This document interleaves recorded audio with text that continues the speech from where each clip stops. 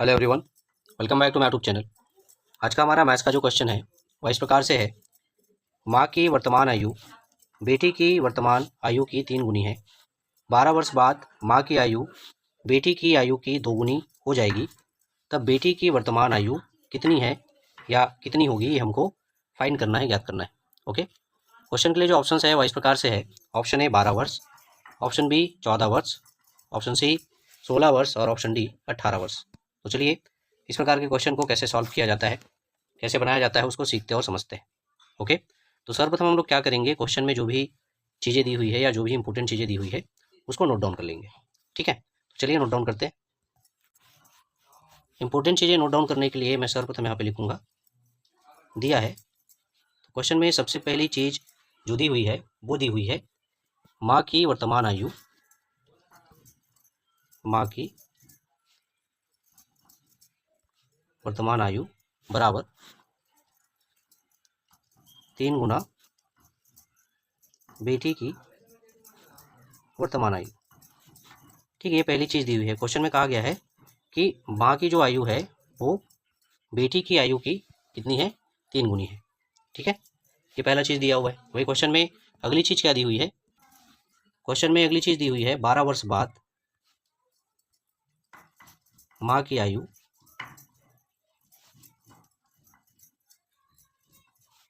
बराबर 2 गुना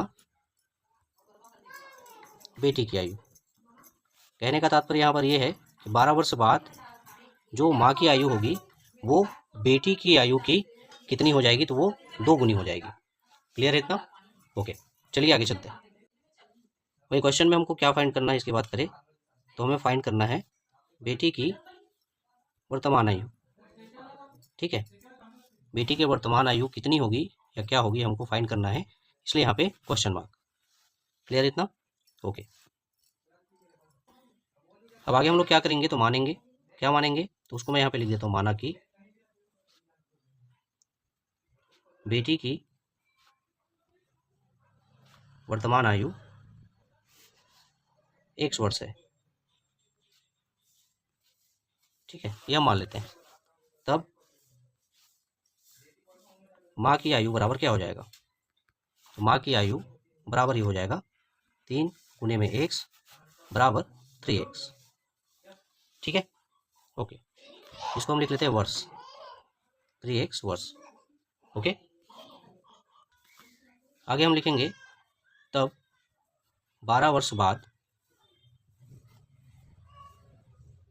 बेटी की आयु बराबर क्या हो जाएगा, तो 12 वर्ष बाद बेटी की आयु बराबर हो जाएगा x धन 12। ठीक है, वर्तमान आयु हमने क्या माना है, x वर्ष माना है। ठीक है, तो 12 वर्ष की बात कर रहे हैं, है ना, या 12 वर्ष के बाद की बात कर रहे हैं, इसलिए x के साथ में 12 क्या हो जाएगा, जुड़ जाएगा। इसलिए 12 वर्ष बाद बेटी की आयु बराबर क्या हो जाएगा, तो ये हो जाएगा x धन 12। क्लियर है? ओके, वही हम आगे लिखेंगे, वही 12 वर्ष बाद माँ की आयु, तो माँ की आयु क्या हो जाएगी, 12 वर्ष बाद माँ की आयु बराबर क्या हो जाएगा, तो माँ की आयु बराबर ही हो जाएगा 3x धन 12। ठीक है, इसको हम चाहे तो वर्ष लिख सकते हैं। ठीक है, अब यहाँ पे 3x हमने निकाला कि बेटी की आयु हमने माना था x। ठीक है, तो उसके आधार पर माँ की जो वर्तमान आयु है वो कितना निकाला था हमने, तो हमने निकाला था 3x। अब 12 वर्ष के बाद उसकी आयु क्या होगी या माँ की आयु क्या होगी, इसको ज्ञात करने के लिए हम क्या करेंगे, 3x में 12 को जोड़ देंगे। ठीक है, तो 12 वर्ष बाद माँ की आयु क्या होगी ये हमको ज्ञात हो जाएगा। क्लियर है?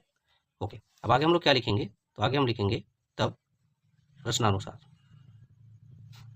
ठीक है, तो प्रश्नानुसार में हम क्या लिखेंगे, यहाँ पे तो हम लिखेंगे यहाँ पे 12 वर्ष बाद माँ की आयु बराबर हो जाएगी बेटी के आयु की 2 गुनी। ठीक है, या कितनी हो जाएगी, 12 वर्ष बाद माँ की जो आयु है वो बेटी के आयु के 2 गुनी हो जाएगी। ठीक है, इसलिए 2 कोष्टक के अंदर x धन 12, कोष्टक क्लोज। ठीक है, चलिए अब आगे इसको सॉल्व करते हैं।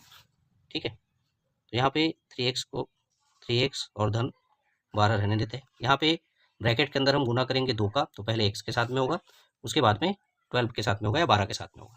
ठीक है, तो चलिए गुना करते हैं। तो गुना करेंगे तो ये हो जाएगा 2x धन 12 और 2 का गुना होगा तो 12 दूनी 24। ठीक है, अब आगे हम लोग क्या करेंगे, जो एक्स वाली वैल्यूज़ है उसको एक साइड पे पक्षांतर करके लिख देंगे और जो अंक वाली वैल्यूज़ है उसको हम एक साइड पे पक्षांतर करके लिख देंगे। ठीक है, तो हम करेंगे क्या, ये जो हमारे पास यहाँ पे 2x है इसका पक्षांतर करेंगे हमारे लेफ्ट हैंड साइड पे।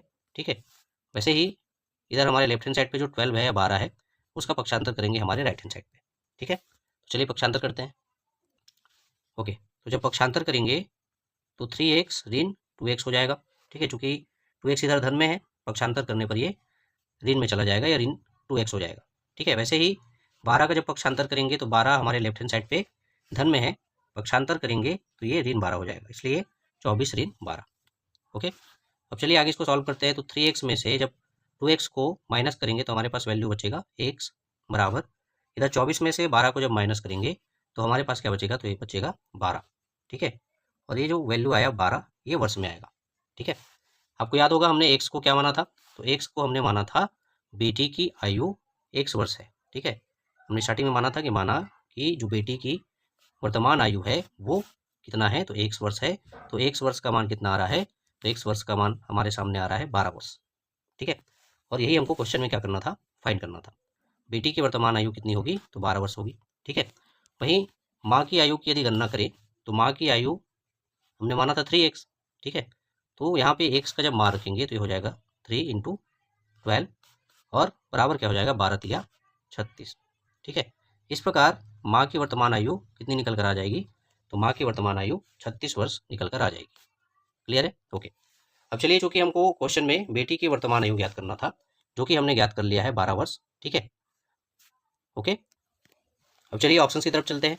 ऑप्शन की तरफ जाकर देखते हैं कि कौन से वाले ऑप्शन में 12 वर्ष दिया हुआ है।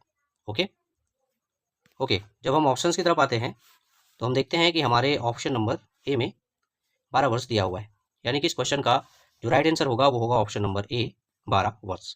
ओके, माँ की वर्तमान आयु बेटी की वर्तमान आयु की 3 गुनी है। 12 वर्ष बाद माँ की आयु बेटी की आयु की 2 गुनी हो जाएगी, तब बेटी की वर्तमान आयु कितनी होगी या कितनी है, तो बेटी की वर्तमान आयु है 12 वर्ष। क्लियर है इतना? ओके, आशा करता हूँ आप लोगों को इस प्रकार का क्वेश्चन कैसे सॉल्व किया जाता है, कैसे बनाया जाता है, वो बहुत अच्छे तरीके से समझ में आया होगा तथा यह वीडियो जो है आप लोगों के लिए यूज़फुल और हेल्पफुल दोनों साबित होगा। इसी प्रकार के इंपॉर्टेंट क्वेश्चन को लेकर, टॉपिक को लेकर मिलते हैं हमारे नेक्स्ट वीडियो में। तब तक के लिए धन्यवाद। Thank you so much.